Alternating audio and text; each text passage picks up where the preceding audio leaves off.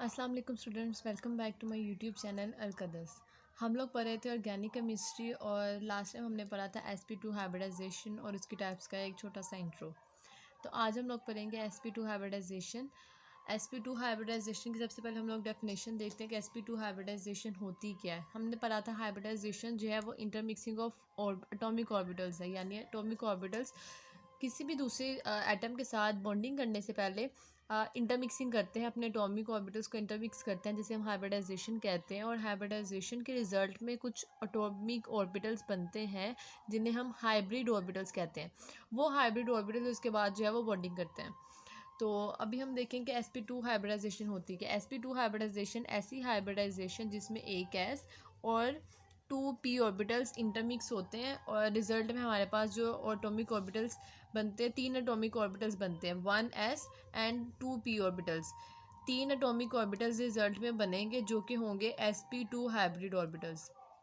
2 sp2 hybrid orbitals बनेंगे, यानी 1s and 2p orbitals. अब 2p ऑर्बिटल्स, हमने p ऑर्बिटल्स के बारे में पढ़ा था कि उसके हमारे पास 3 तरह के ऑर्बिटल्स पाए जाते हैं। p ऑर्बिटल्स 3 तरह के होते हैं। एक है px orbital, py orbital and pz orbital. तो इसमें से 2 ऑर्बिटल्स पी के और वो जो है इंटरमिक्सिंग में पार्टिसिपेट करेंगे, यानी हाइब्रिडाइजेशन करेंगे और हाइब्रिड ऑर्बिटल बनाएंगे। वो sp3 ऑर्बिटल्स, पी ऑर्बिटल्स में से px और py भी हो सकता है, py और pz भी हो सकता है। तो 2 ऑर्बिटल्स, कोई से 2 ऑर्बिटल जो है वो इसमें पार्टिसिपेट करेंगे और रिजल्ट में हमारे पास जो ऑर्बिटल हाइब्रिड ऑर्बिटल बनता है।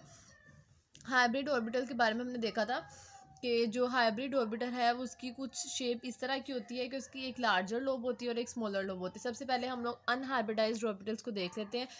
अगर कार्बन की एग्जांपल ली जाए तो कार्बन के जो सेकंड शेल में 2s ऑर्बिटल है, 2s ऑर्बिटल इसमें पार्टिसिपेट करेगा। और इसके अलावा p ऑर्बिटल्स हैं तो p ऑर्बिटल्स में 2px orbital and 2py orbital ये पार्टिसिपेट करेंगे और रिजल्ट में हमारे पास बनाएंगे हाइब्रिड ऑर्बिटल।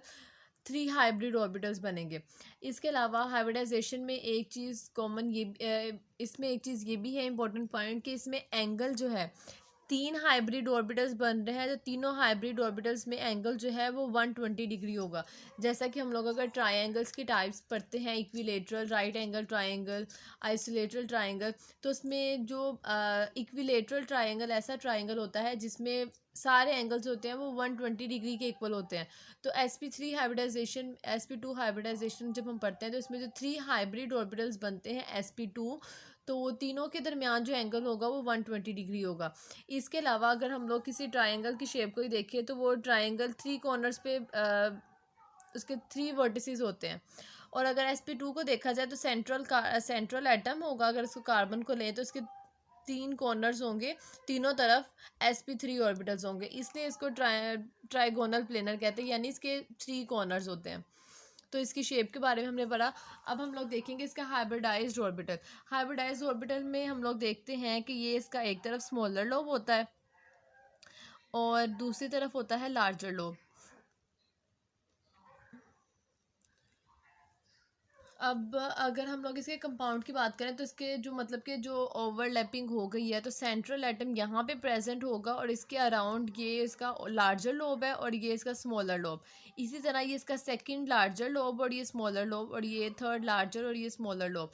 ये इसके हाइब्रिड ऑर्बिटल्स जो हैं वो ओवरलैप कर रहे हैं और इन दो के दरमियान का जो वो एंगल होगा वो 120 के इक्वल होगा, इनके दरमियान 120 के इक्वल होगा और फिर इन दोनों के दरमियान भी 120 के इक्वल होगा। इसीलिए आइसोलेटरल ट्राइंगल से इसको कंपेयर किया गया, समझाने के लिए, एक्सप्लेन करने के लिए कि जो आइसोलेटरल ट्राइंगल होता है उसमें 120 डिग्री का एंगल होता है और सबके दरमियान 120 डिग्री ही होगा। अब इसकी एग्जाम्पल्स अगर देखी जाए तो वो उसमें एग्जाम्पल्स में आ जाता है BF3, इथीन का मॉलिक्यूल। इथीन जो है, इथीन में हमारे पास डबल बॉन्ड प्रेजेंट होता है। अब इसमें एक इम्पॉर्टेंट पॉइंट ये भी है कि इसमें 2p ऑर्बिटल्स जो कि 3 होते हैं, 3 में से 2 पार्टिसिपेट कर रहे हैं ओवरलैपिंग में या इंटरमिक्सिंग में, हाइब्रिडाइजेशन में 2 और पार्टिसिपेट कर रहे हैं, 2 पार्टिसिपेट कर रहे हैं तो वो रिजल्ट में हाइब्रिड ऑर्बिटल्स बना रहे हैं। sp2 ऑर्बिटल, sp2 ऑर्बिटल और sp2, ऐसे 3 ऑर्बिटल्स बन रहे हैं। लेकिन एक ऑर्बिटल जो कि पार्टिसिपेट नहीं कर रहा, यानी अनहाइब्रिडाइज्ड है, जिसने हाइब्रिडाइजेशन में पार्टिसिपेट नहीं किया, वो हाइब्रिडाइज्ड ऑर्बिटल जो है वो हमेशा पाई बॉन्ड बनाएगा। पाई बॉन्ड जो होता है वो हमेशा बनता है सिग्मा बॉन्ड के बनने के बाद।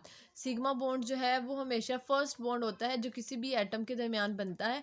कोई भी एटम जो है अगर वो किसी और से बॉन्डिंग करेगा, किसी और दूसरे एटम से बॉन्ड बनाएगा, सबसे पहले वो सिग्मा बॉन्ड बनाएगा।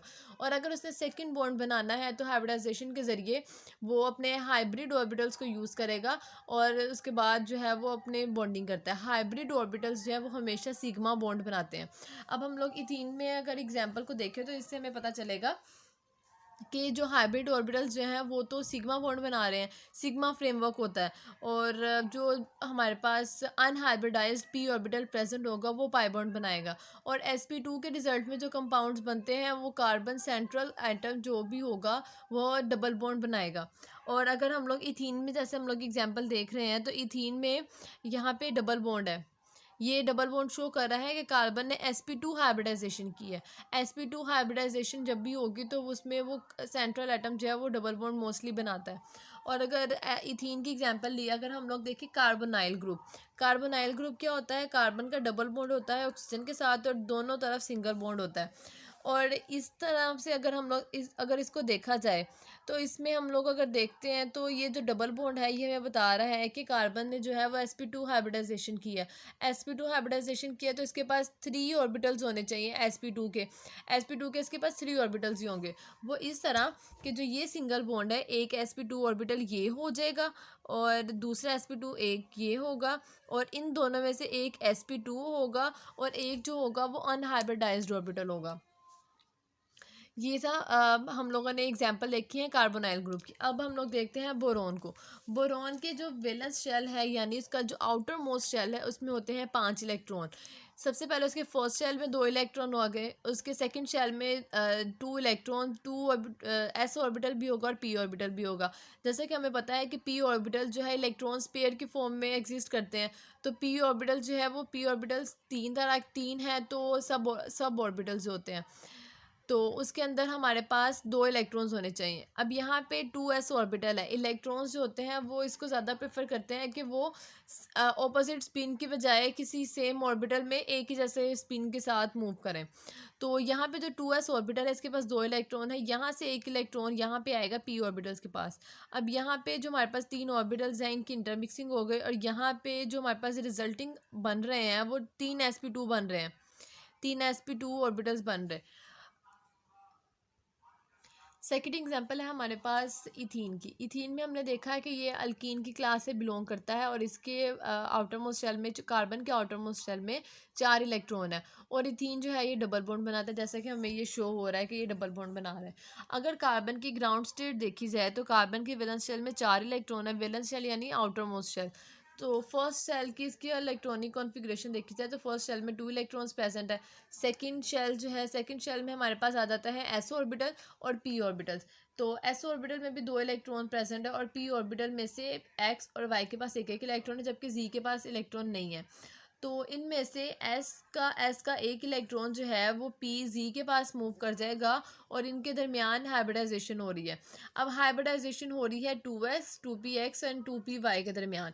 इनके तीनों के दरमियान हाइब्रिडाइजेशन होगी, इंटरमिक्सिंग होगी और sp2 ऑर्बिटल बन जाएगा। यहाँ पे हम लोग देख रहे हैं कि एक इलेक्ट्रॉन z के पास भी आ गया और यहाँ पे sp2 एंड sp2 तीन sp2 ऑर्बिटल्स बन गए।